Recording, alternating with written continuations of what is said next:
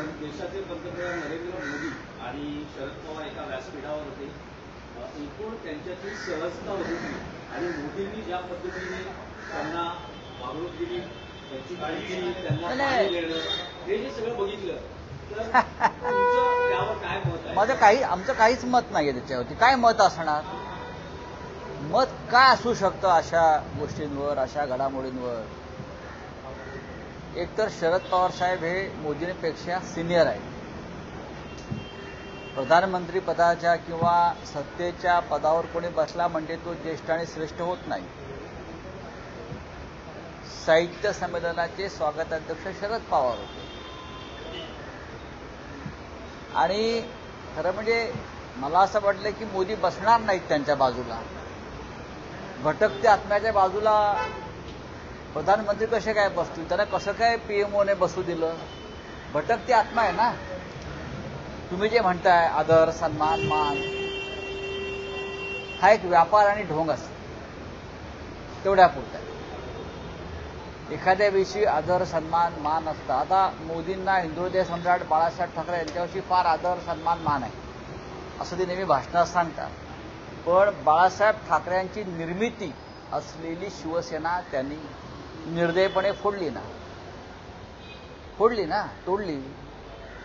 शरद पवारांचा कष्टातून उभा केलेला पक्ष मोदींनीच फोडला ना. तो कसला आदर, सन्मान, मान?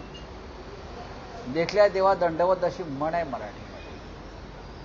आम्हाला माहिती आहे ना सगळं काय असतं आणि काय नाही. मोदी यांचे उजवे हात अमित शहा महाराष्ट्रातून काय म्हणाले पवारांविषयी?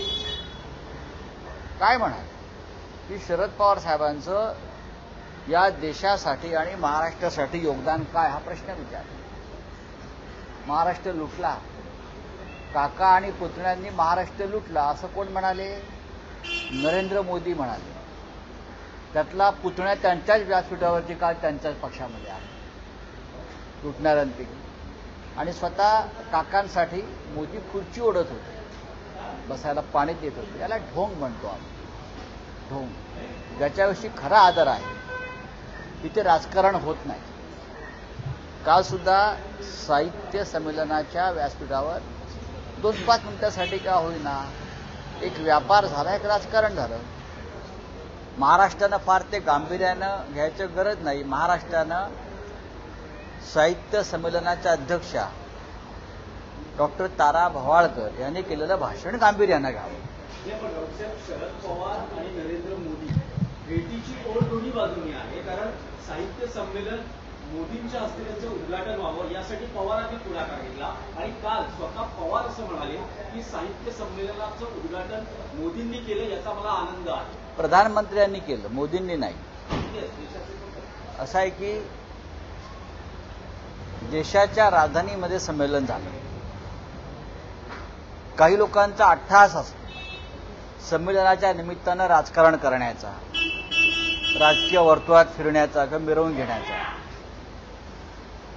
एखादं संमेलन राजकारणाशिवाय केलं पाहिजे अशी माझी कायम भूमिका आहे. काही गरज नाही. दिल्लीमध्ये आहे म्हणजे यांची सत्ता आहे, त्यांना व्यासपीठावर बोलवावं लागतं, त्यांच्या मागे पुढे चौऱ्या ढाळाव्या लागतात.